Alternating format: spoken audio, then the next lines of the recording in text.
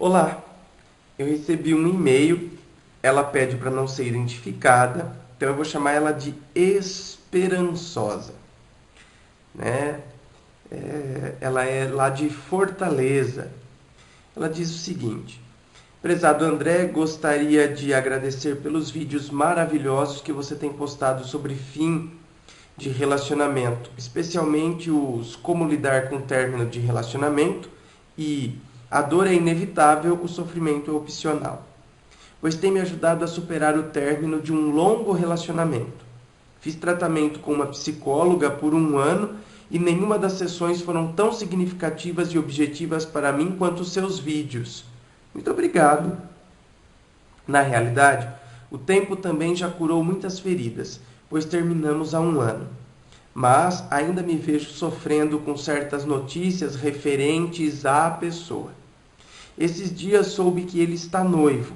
Culpa minha, que estava gerando tristeza procurando notícias. Após o seu vídeo, nunca mais o farei. Isso mesmo, hein? Isso me gerou uma grande frustração, pois não imaginava que ele tomaria essa decisão tão rapidamente. Talvez porque ainda alimentasse inconscientemente uma falsa esperança de que se arrependeria e me procuraria novamente. Um desejo de valorização de autoestima, provavelmente, pois sei que retornar com ele hoje seria inviável. A quebra de confiança e falta de consideração ficaram muito marcadas em mim. Namoramos por 9 anos e estávamos noivos há 8 meses. Logo após o carnaval, voltando de uma viagem ao exterior, que eu havia considerado perfeita, ele chega repentinamente e diz que não está feliz e quer terminar. Fala que está confuso, me pede um tempo.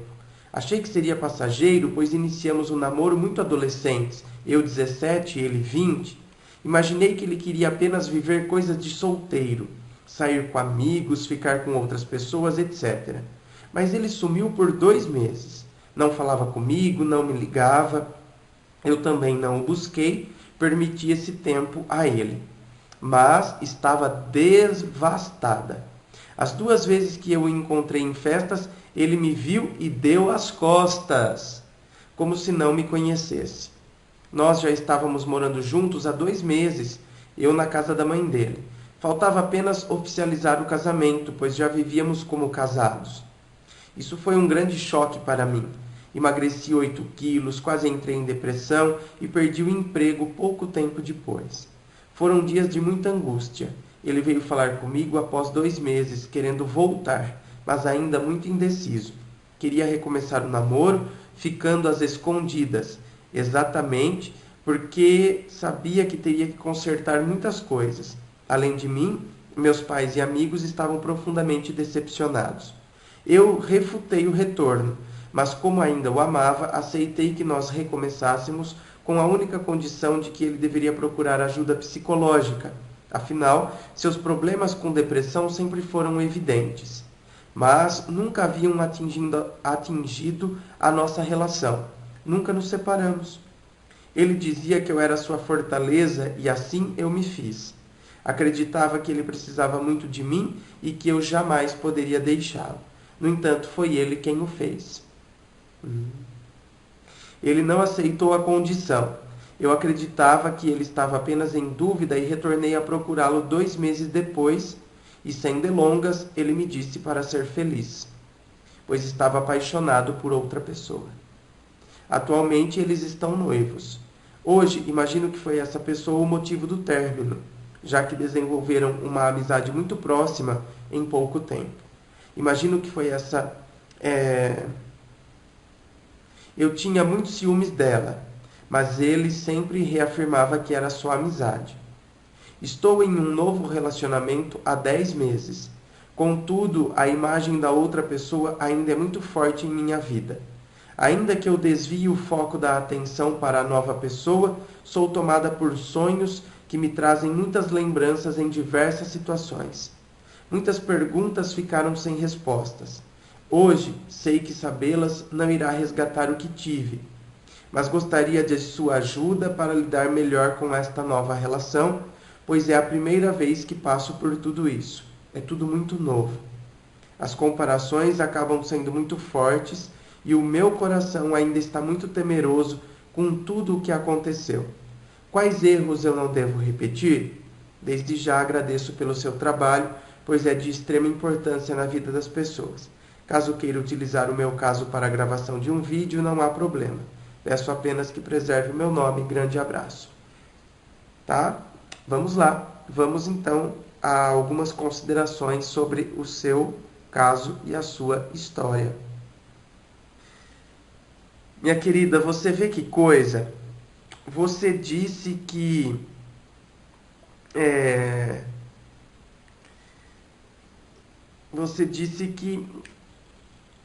era impossível acontecer uma volta entre vocês, não é? Porque o que tinha acontecido foi muito forte. A quebra de confiança, a falta de consideração, né? Tudo isso tinha sido muito forte. Então, mas ainda assim você alimentava talvez essa falsa esperança de que ele se arrependeria, de que ele te procurasse novamente. Quando você diz aqui um desejo de talvez uma coisa inconsciente, um desejo de valorização de autoestima, sim, é a tal história.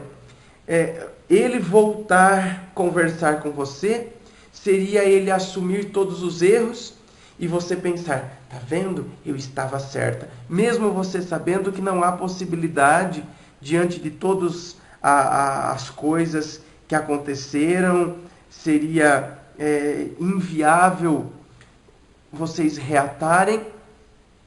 Você alimenta essa falsa esperança. Um dia ele vai me procurar, porque um dia ele vai perceber o quanto ele precisava de mim e o quanto eu estive ao lado dele. Sabe?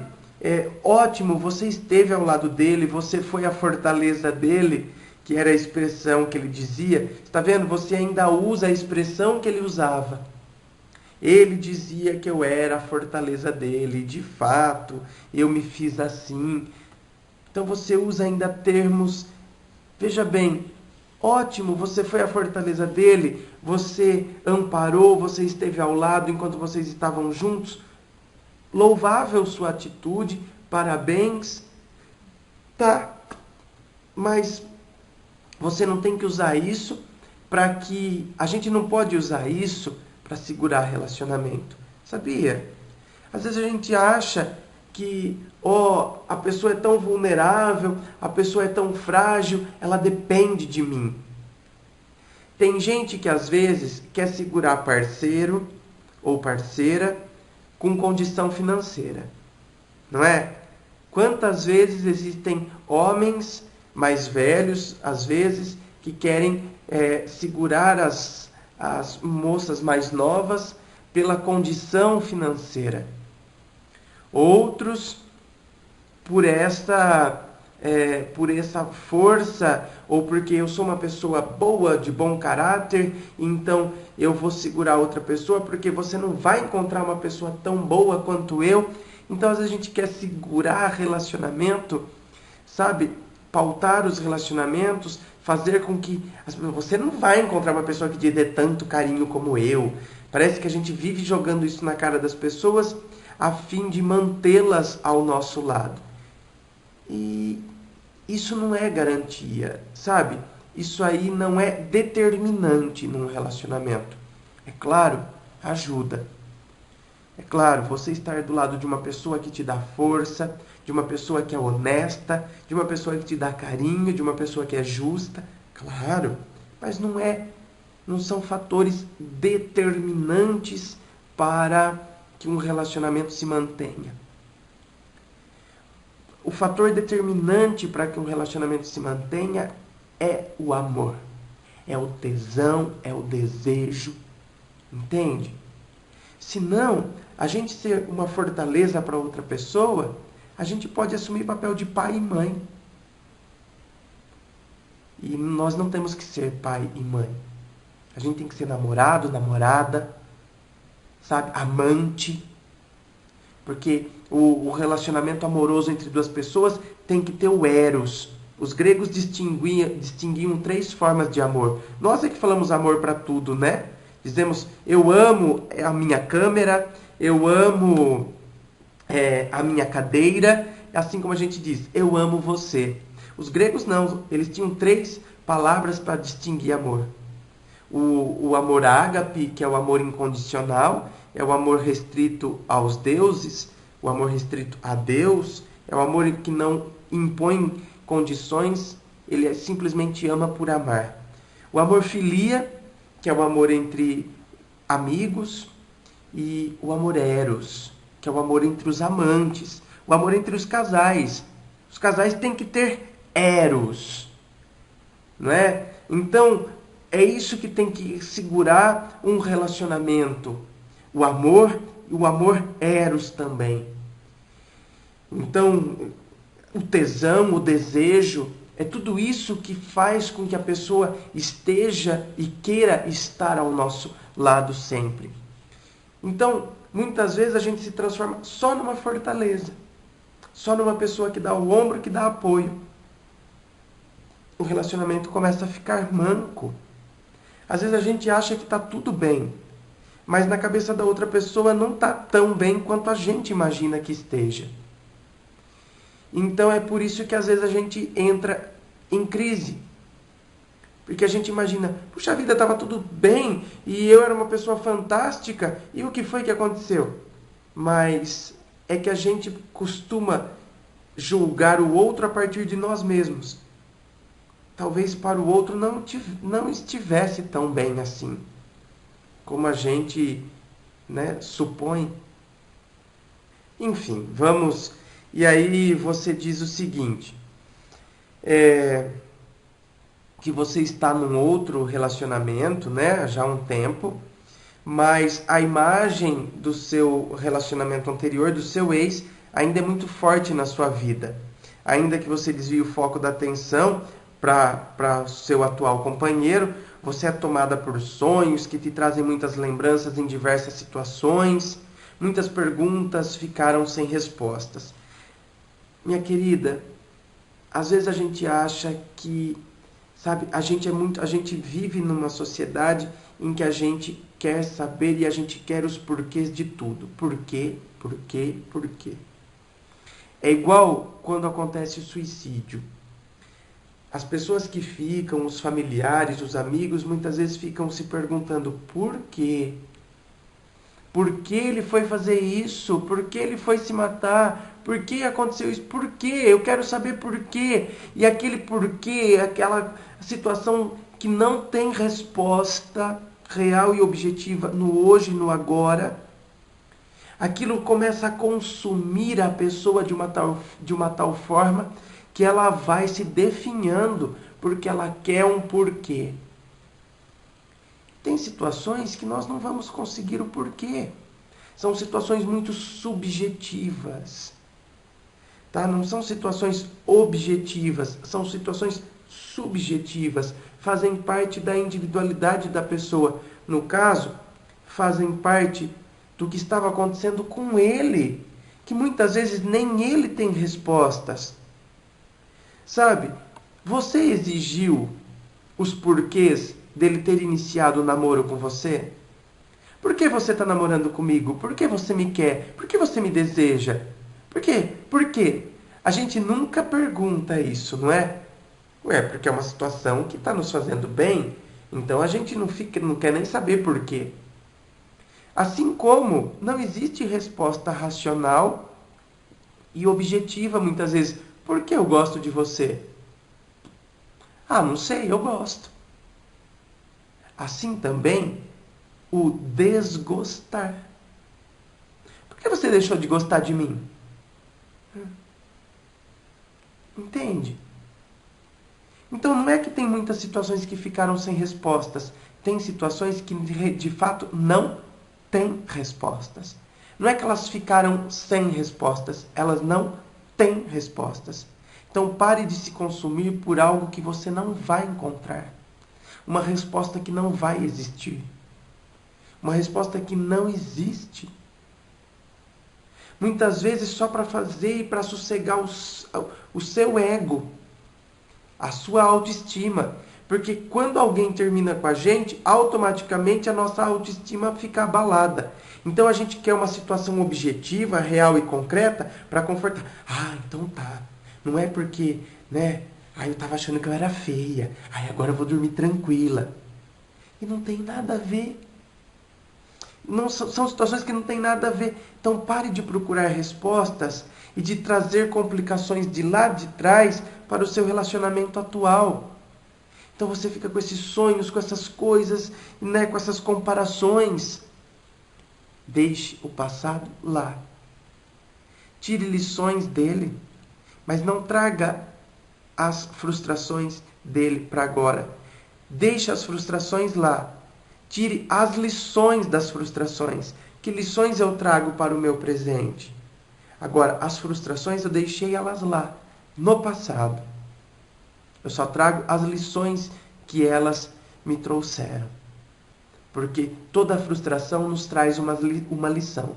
Você pode ter certeza disso. Aí você diz assim... tudo isso é muito novo, as comparações acabam sendo muito fortes. Meu coração ainda está muito temeroso com tudo que aconteceu. Lógico, às vezes quando acontece alguma coisa, a gente fica mais temeroso mesmo diante das situações. É natural isso. Encare com naturalidade. Entende? Tá, encare com naturalidade, encare de frente esse temor. Encare como sendo algo natural. Olha, eu temo porque eu já sofri. Só que agora eu não posso deixar de viver novas situações com medo ou com medo da sombra do passado, ou julgando o presente a partir do passado. É uma outra situação. Você não é mais a mesma.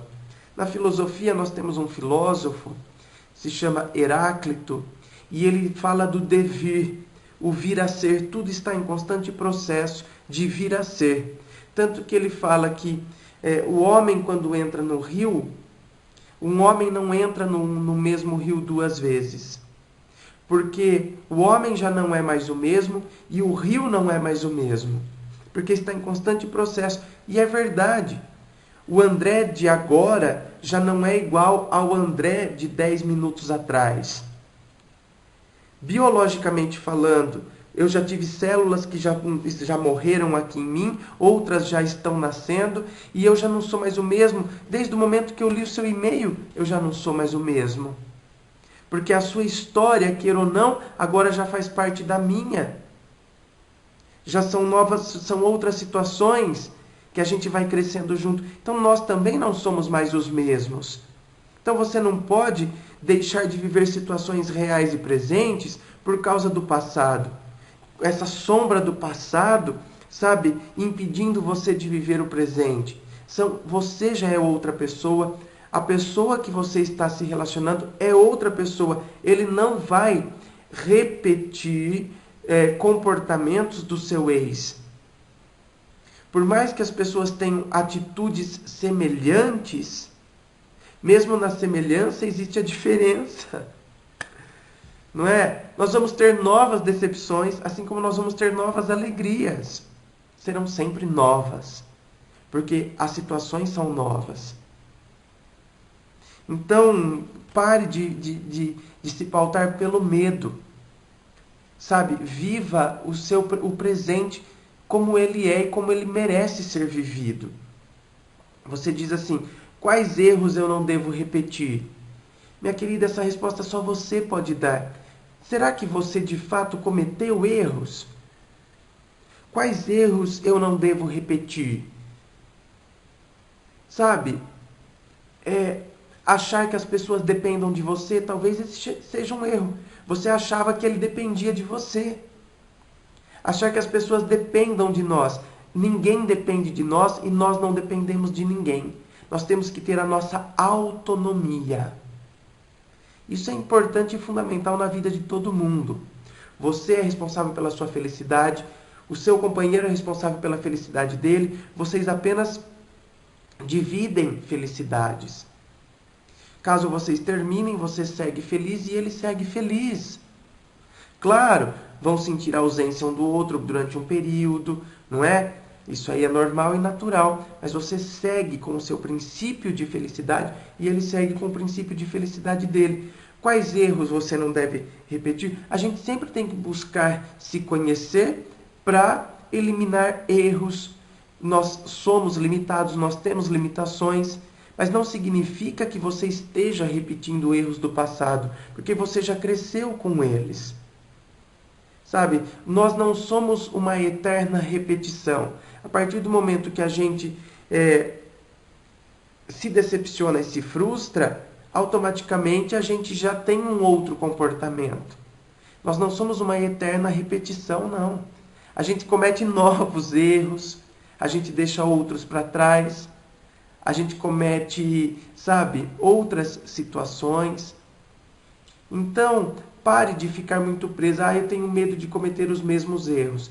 É interessante a gente pensar, a gente refletir, a gente se conhecer, a gente perceber o que a gente fez de errado, a gente consertar e tentar consertar isso no presente, mas isso aí é uma análise muito subjetiva que você tem que fazer na sua vida presente. Olhar o passado, deixar o passado lá e tirar de toda aquela situação proveito. O que eu trago de proveito? Mas o passado continua lá. O que eu trago de proveito para eu agir e ter atitudes agora no meu presente. E assim eu ser uma pessoa melhor. Esse é o nosso intuito, sermos pessoas melhores. Muito obrigado pela sua participação. A todos que nos assistem, inscrevam-se, participem deste canal que busca ser sempre interativo e participativo. Muito obrigado.